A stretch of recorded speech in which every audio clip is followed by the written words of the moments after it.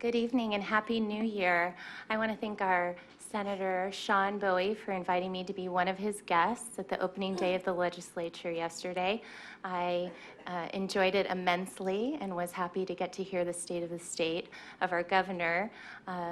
Like Michelle, I heard several good things about education, one of which was a day of instruction devoted to the study of civics, aptly named the Sandra Day O'Connor Civic Celebration Day.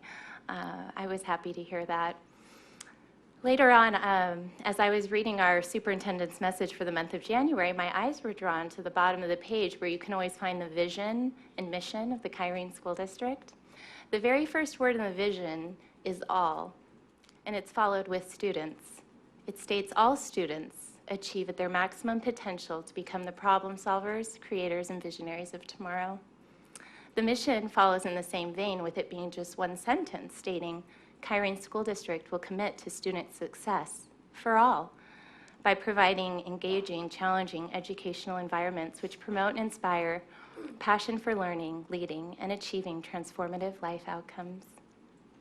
The strategic plan is aligned to the audit that was conducted in 2017, which drives the work of the district and the board.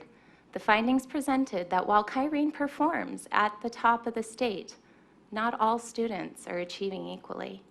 There are many initiatives, work, and efforts being made to address this, and I am proud not only to be a parent, but also serving in a district that's committed to helping all students.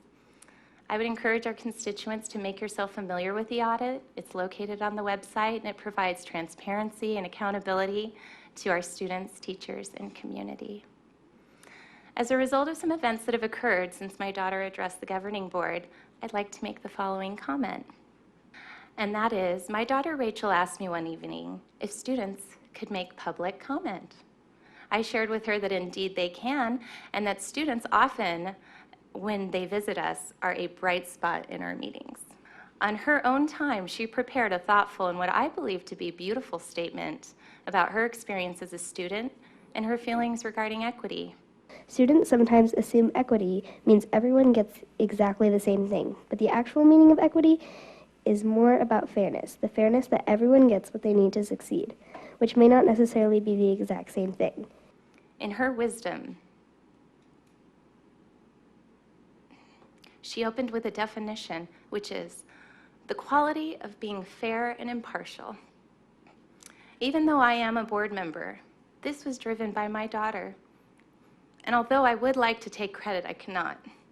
I'm a member of the Student Superintendent Council, where I'm learning about even more about equity, and it amazes me how much it is needed. We keep our discussions positive by focusing on what is right. I'm proud of her initiative, but I did not ask her to speak.